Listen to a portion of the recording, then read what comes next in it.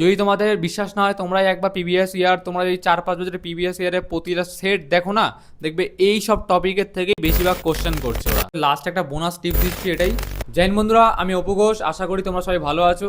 SSC GD পরীক্ষায় GK বা general knowledge যে ভাগটা আছে সেটা নিয়ে ম্যাক্সিমাম স্টুডেন্টরা কিন্তু টেনশন করে বা ভয় পায়। তার কারণ একটাই, যে সিলেবাসটা অনেকটা বড়। কিন্তু তোমরা কি এটা জানো, গত কয়েক বছর কোশ্চেন অ্যানালাইজ করলে এটাই দেখা যায় যে কিছু নির্দিষ্ট টপিক আছে সেইগুলো থেকেই বারবার কোশ্চেন আসে। তো আজকের আমি এই ভিডিওতে শেয়ার করব এসএসসি জিডি সেই সমস্ত টপিকগুলো যেগুলো খুবই ইম্পর্টেন্ট, এগুলো থেকে বারবার কোশ্চেন আসে। সেই টপিকগুলো তোমরা যদি পড়ো, আশা করি তোমরা কমন পাবে আর একটা জিকেতে একটা ভালো স্কোর আনতে পারবে। জিকে পার্টকে আমি 4টে ভাগে ভাগ করে আমি আলোচনা করব। 1 নম্বর হচ্ছে স্ট্যাটিক জিকে, এটাই কিন্তু সব থেকে বেশি ইম্পর্টেন্ট এসএসসি জিডির কাছে। এসএসসি জিডি কোশ্চেন কিন্তু থেকে বেশি স্ট্যাটিক জিকের ওপরই করে। তোমাদেরকে টপিক বলে দিচ্ছি, এই স্ট্যাটিক জিকের মধ্যে এই কটা টপিক পড়লে মোটামুটি এখান থেকে বেশিরভাগ কোশ্চেনগুলো আসে। 1 নম্বর হচ্ছে ভারতের লোকনৃত্য বা শাস্ত্রীয় নৃত্য, যেটাকে বলে ফ্লক ড্যান্স বা ক্লাসিক্যাল ড্যান্স। এর মধ্যে সব কোন নৃত্যের সাথে কোন শিল্পী যুক্ত আছে বা কোন নৃত্যের সাথে কোন শিল্পী যুক্ত আছে, এর সাথেও একটা প্রশ্ন করে যে কত সালে এরা কি অ্যাওয়ার্ড পেয়েছে। দ্বিতীয় হচ্ছে উৎসব বা মেলা, কোন রাজ্যের কি উৎসব আছে, কোন সময় কোন রাজ্যে কি উৎসব পালন হয়। ধরো বলে দিল যে পশ্চিমবঙ্গে এই মাসে, কোন একটা মাসের নাম দিয়ে দিল, বললো যে এই মাসে কি উৎসব হয়। ঠিক আছে, এরকম ধরনের কোশ্চেন আসবে। 3 নম্বর হচ্ছে বাদ্যযন্ত্র ও শিল্পী, যেমন হচ্ছে পণ্ডিত রবিশঙ্কর কোন বাদ্যযন্ত্রের সঙ্গে যুক্ত আছে, এরকম ধরনের কোশ্চেন আসে। বা কত সালে সে কি অ্যাওয়ার্ড পেয়েছিল।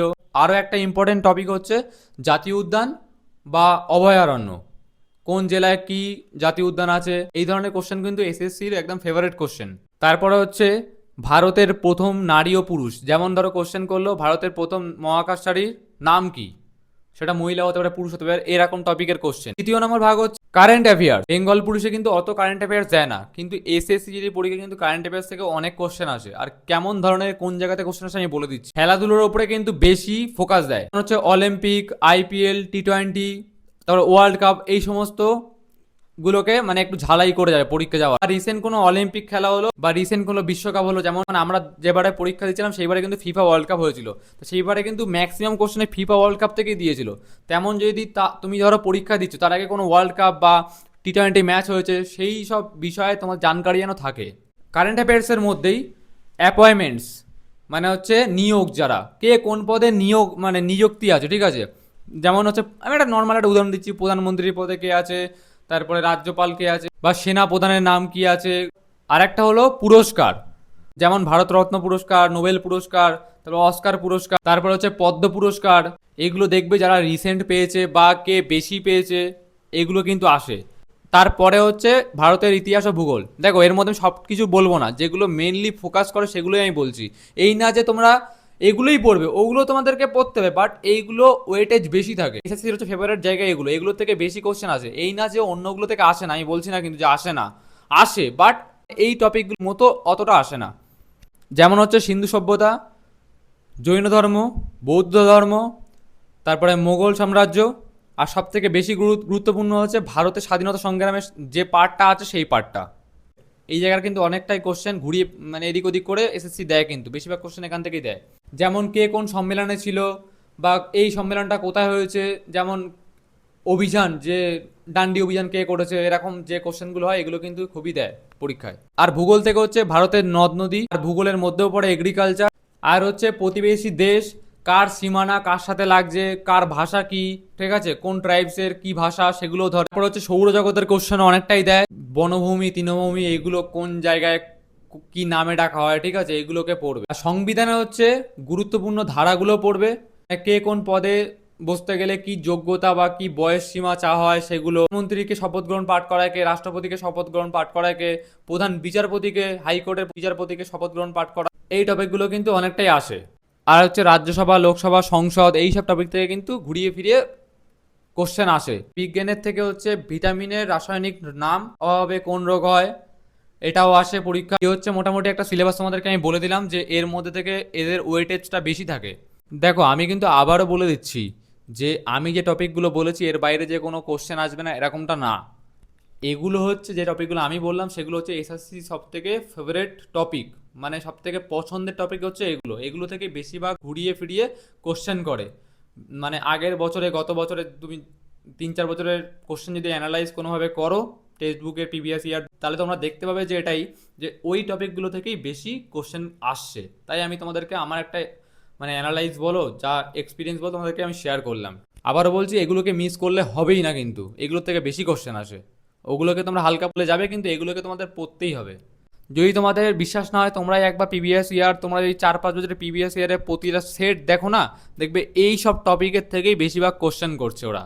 লাস্ট একটা বোনাস টিপস দিচ্ছি এটাই, দেখো শুধু টপিক জানলে কিন্তু হবে না, পড়ার জন্য একটা ধরন চাই, সেই ধরনটা তোমাদের মধ্যে বদলাতে হবে। তাহলে কিন্তু তোমরা বাকি স্টুডেন্টদের সাথে টক্কর দিতে পারবে বা একটু ওদের উপরে যেতে পারবে। তোমরা এখনই টেক্সট বুক যদি ফোনে না থাকে ভালো, যদি সাবস্ক্রিপশন নেওয়া থাকে ভালো, আর যদি নাও নিয়ে থাকো ভাই নিয়ে নাও। একটু টাকা খরচা হচ্ছে, তা কী হচ্ছে, নিয়ে নাও, দেখবে অনেকটা হেল্প হবে।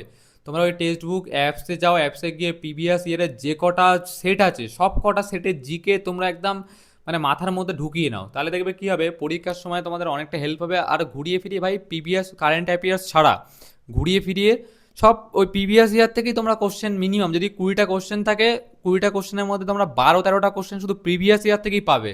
কারেন্ট অ্যাফেয়ার্স যেগুলো আছে সেগুলো পাবে, আর একটু বাইরের থেকে পাবে, কিন্তু মিনিমাম 12-13টা প্রিভিয়াস ইয়ার ঘুরে সব শিফট তোমরা যদি দেখে যাও ভালো করে, তাহলে কিন্তু ওখান থেকেই পেয়ে যাবে, চিন্তার কোনো ব্যাপার নেই। আর হচ্ছে স্ট্যাটিক জিকের জন্য সংক্ষিপ্ত নোট ভাই খাতায় বানাতে হবে, তাহলে কী হবে, পরীক্ষার সময় অনেকটা হেল্প হবে তোমাদেরকে।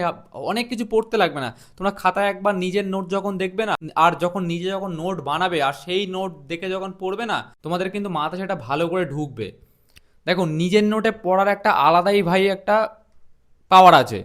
তুমি সেই নিজের নোটটা তুমি সেই ক্লাস দেখছো বা কোনো যে কোনো বই থেকে দেখছো, সেই সেই সময় দেখা হচ্ছে লেখা হচ্ছে, সেটা যখন আবার নিজের নোট যখন তুমি দেখবে, তখন ব্রেন না অনেকটা অ্যাক্টিভ হয়ে যাবে, যে আমি আমার নোট পড়ছি, মানে তোমার ব্রেন তখন আরও ভালো করে জিনিসগুলোকে অ্যাবজর্ব করতে পারবে, মানে মেমোরিটা ভালো করে মনে রাখবে জিনিসগুলো লং টাইম পর্যন্ত।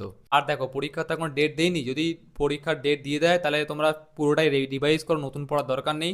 আর যতদিন না ডেট দিচ্ছে ততদিন তোমরা যদি নতুন পড়া মনে করছো এটা আমার সিলেবাস কমপ্লিট হয়নি একটু পড়বো, তাহলে পড়তে পারো। বাট তোমাদের সপ্তাহে 2-3 দিন তো রিভাইজ রাখতেই হবে, সে জিকে হোক অঙ্ক হোক সব সাবজেক্টে তোমাদের 2-3 দিন, মানে সপ্তাহে ধরো সোম থেকে শুক্র পড়ে নিলে, আর শনি আর রবি পুরো দিন 2 দিন একদম রিভাইজ করে নেবে, ঠিক আছে।